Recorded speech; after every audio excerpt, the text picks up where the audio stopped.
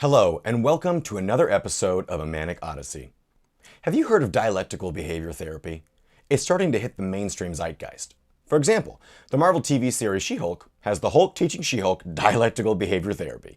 But outside of the ever-growing Marvel Cinematic Universe, what is dialectical behavior therapy, or DBT as it's often referred? About 20 years ago, a woman named Marcia Linehan was diagnosed with borderline personality disorder and ended up in a mental hospital. Through a series of events, one of which was her getting her degrees in psychology, she found herself not receiving the treatment she needed. So, since she had become a psychologist and a researcher, she embarked on developing a new form of therapy, borrowing from Buddhism, mindfulness practice, cognitive behavior therapy, and psychotherapy. From the ashes of failed treatments past, DBT sprung anew. It started out primarily to help people with intense suicidal behavior and ideations, but it quickly became useful across the spectrum of mental illness and other struggles.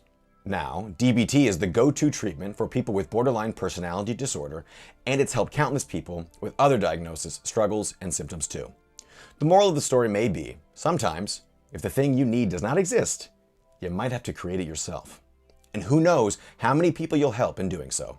A major aspect of DBT is its methods to teach us how to regulate our emotions. For example, in a later video, we'll look at ways to name emotions and notice when they are helping us live a life worth living and when they may need a moment of our attention to let them go.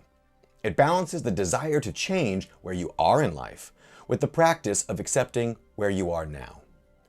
There are 4 components, otherwise called modes of treatment in DBT. These are individual therapy, skills training group, telephone coaching, and a consultation team for the therapist. The role of the individual therapy sessions is for you to go over your week. You and your therapist will look at what your goals are and help you increase behaviors you want and decrease behaviors you do not want. The hierarchy of DBT prioritizes its approach to therapy in such a way to keep you alive, engaged in therapy, and actively working to create a life worth living. The second mode of treatment is a skills training group, otherwise called skills class. In this group therapy is a small group led by 2 DBT-trained therapists who teach skills. Together, we all walk through each skills modules, which are mindfulness, distress tolerance, emotion regulation, and interpersonal effectiveness. What is really great is the therapist also will practice the skills in between sessions, which creates a real sense of trust as you get to see how the skills work in the day-to-day life of the group leaders too. Some of the most impactful group sessions I had involved one of the leaders of the group sharing how a certain skill was used to increase happiness and keep them on track with their life worth living goals. Along with these, DBT therapy also includes phone coaching as needed. This means a DBT therapist will offer over-the-phone coaching to help you work through and apply the skills you are learning in between sessions. This can be really great if you feel comfortable with your therapist, as they may be able to coach you through a distressing moment better than if you were to try and do it all alone. They want to help you apply as many skills as you are able. Also, if phone coaching is not offered, it is not considered a full or standard DBT approach. The last mode is team consultation. This is where your skills group leaders and individual therapists come together to see how they as a team can work best to get you to the life you want to be living. We don't go to a team meeting, but our therapists do, and it's nice to have at least 3 people in your corner discussing how to best help you achieve your goals and a life worth living. What makes DBT a lot different from other popular methods of therapy, other than what I just said, is it also works to balance acceptance with change. Many therapies and therapists just focus on one or the other, but the balance is pivotal, because if we only focus on acceptance, we may miss out on opportunities for personal growth and making needed changes in our life.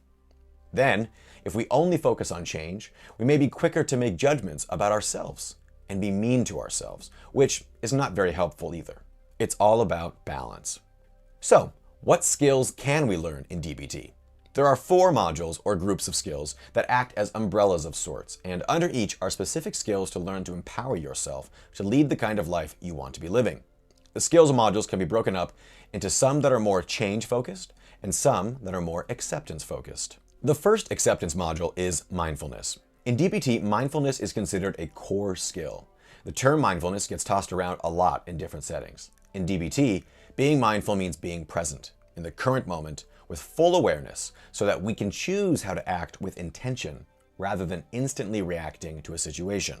Within the mindfulness module, we'll learn how to be present without judgment including how to objectively view your thoughts and then decide how to take action.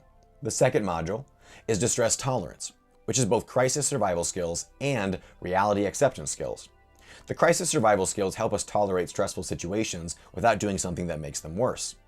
This starts with accepting reality as it is, even if we don't like it, and then to decide if and how we can change a stressful situation. Thus, under the distress tolerance module, you'll learn how to make decisions that best serve your goals. Then comes the two change-based modules, emotional regulation and interpersonal effectiveness. Emotion regulation is about managing your emotions in ways which best fit you. The goal is for you to impact and change how you feel about your emotions, and not by suppressing or avoiding them, but by actually engaging them. In emotion regulation, you learn skills to label your emotions, change the emotions that you want to change, and then take actions that are aligned with your goals and values in life. The other change skill is interpersonal effectiveness. To sum this one up, this module is about changing the outcomes that you want in interpersonal situations. So, where can you find DBT? This is where it gets complicated. If you have the money, you can find DBT centers relatively easily depending on which state you live in. But if you don't have money for DBT, the landscape changes quite a bit. Here's what I mean by that. For a time, due to the level of severity my mental health had reached, I was unable to work and was on state insurance. This meant the only programs I could afford were government-sponsored and free. What does free mean, though? It means it cost me something more important than money: time. After being on a wait list for over a month, I finally was accepted to a free DBT clinic in LA. I didn't know what to expect. Thankfully, I really felt my first DBT clinic was going to help. I thought my coaches were thoughtful and kind, and I really enjoyed my one-on-one therapist. Then, about halfway through my DBT treatment, a friend of mine recommended me for a job at the company she worked for. I landed the job, which meant my insurance changed. This meant I could no longer afford that free DBT center because I no longer met the income requirements. Yeah, at $25 an hour in Southern California, I made too much money to qualify. The out-of-pocket cost was around $12,000 for the remaining time I had in the program. This forced me to stop and look for a new DBT center. All of the free DBT centers had wait lists for 3 months or longer, but wait, I had insurance now, and a good chunk of each paycheck was going to this insurance, so I should have been good, right? I finally have health insurance through a billion-dollar company. I can find care way easier now. Not so much. My hunt for an actual DBT center that could work with my work schedule and take my insurance proved immensely frustrating. Suddenly, I was caught in this weird in-between of not having the funds to pay for the care myself because my insurance made it clear they were uninterested in doing anything other than say, all of what you are looking for is on our website or in our app. Needless to say, I was on a ticking clock. I needed to resume treatment as soon as possible. Waiting for another 28 years to get the treatment I actually needed was not an option. I needed that care ASAP because I did not want to lose the progress, however small, I'd made up to that point. Then, I found a center, but they couldn't work around my work schedule and suggested I take time off from work. Yeah. Finally, I found one in Orange County. They were willing to work around my work schedule, but they were out of network.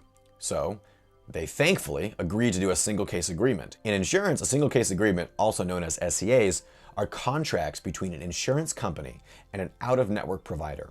These types of contracts typically cover a specific client receiving a service for a designated length of time at an agreed-upon rate. And this was the beginning of a new battle with insurance. The health insurance I was receiving through the company I was working with at that time was just trash. A heaping pile of trash. They rarely updated the information on their app or website. I once spent an entire day calling centers, calling therapists, calling hospitals, looking for this specific help, this DBT I was told I needed as someone with borderline personality disorder. I called 16 different numbers across 16 offices that said they offered DBT, and guess how many were actually still on the insurance roster? 6. And of those 6, guess how many offered DBT? 0. So when I finally found this center in Orange County, I knew I needed to fight to make it happen. I called my insurance and I said I needed to do a single case agreement, and I needed it processed as soon as possible. I had already paid $200 just for the intake interview. Which, if you're a mentally healthy person, let me quickly make an aside to explain the intake interview process. It's a lot like writing a college personal story essay, except the person or people, if they need to let a therapist who is in training observe, is asking you about all your trauma, all your problem behaviors, your mental, physical, and sexual history. You're basically auditioning for the part of patient. It's not the most fun thing in the world. I personally don't enjoy telling someone I don't know things I have never told anyone else, if there's no guarantee that that person will be the person I need to help me. So I submitted my claim to insurance and heard back within a few days. They rejected the claim. I thought that was odd considering how clear I'd been over the phone, so I submitted again. And it took about a month before I received a letter stating I was rejected a second time. This time, the reason they cited was the care I was looking for, they said, is already offered in-network. Well, I called my insurance and spoke with a rep about what was going on. Obadiah was his name. I asked if the DBT Center could submit my claim on my behalf. Of course, they said. In fact, when it's the center or office or doctor or whoever submitting the claim, it can be submitted as an emergency, meaning they will get an answer back to them within 72 hours. Great, I thought. I'd like to attach letters written by me, my partner, and a few close friends, highlighting how important it is that I get this care ASAP. No can do, said Obadiah. I, as a patient, cannot attach or do anything if the center submits the claim. Well, okay then, I said. I'd like to submit an emergency claim myself then, please. Nope, not allowed. They said if I, a person in need, ask for help, it can take up to 30 days. But if the clinic says I need help, well, then it only takes 72 hours. Super! Then there was a final catch. This was the last claim for a single case agreement I could make for this specific center. According to multiple reps at the insurance agency, if they rejected this third claim request, I could not submit another one for this clinic. So I took a risk and submitted the third claim. This time, though, I attached detailed screenshots of my efforts to use their site and their app to look for the care I needed, which led to the same screenshot every time. 0 results. That, along with letters from my partner and a few close friends who understood the gravity of the situation. After 2 weeks, I was finally approved and could start therapy the following month. So for the next 3 months, I would work remotely from 8:30 to 5 p.m. and then turn my chair 90 degrees and log into class for 3 hours, 3 days a week. It was rough. Moral of this story is insurance can be a waste of space, therapy can be too expensive, and I consider myself incredibly lucky to have a partner, friends, and family who encourage me not to give up. The whole time I just kept thinking, how many people are in my position without these friends, without my family, without the support, without the willingness or drive? What if someone is on their last leg, moments away from ending it all, and that insurance rejection letter is the final straw? These companies, if you're watching, which why would you be? They do not see me as human. They see me as a number, as was evident through the entire process. I'm not entirely confident on a better solution, but if you have one and you're in a position to do something about it, please do something about it.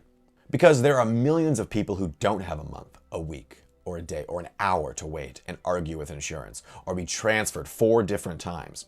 People who can't afford to spend 12 hours on the phone in one day. True story. It was awful. This leads us back here, to this platform. My first thought when I finished DBT was, why is this not practiced in a wider capacity? So of course I took to the internet, and the results were mixed to say the least. So I finally decided, F it. I'm gonna do my absolute best to get these skills out to the people who need it. I hope, with all of my heart, that you will gain the tools you need to live a life worth living. I know how painful it is to feel hopeless. I know how frustrating the process is to find help. And I know how cruel our thoughts can be when we're down.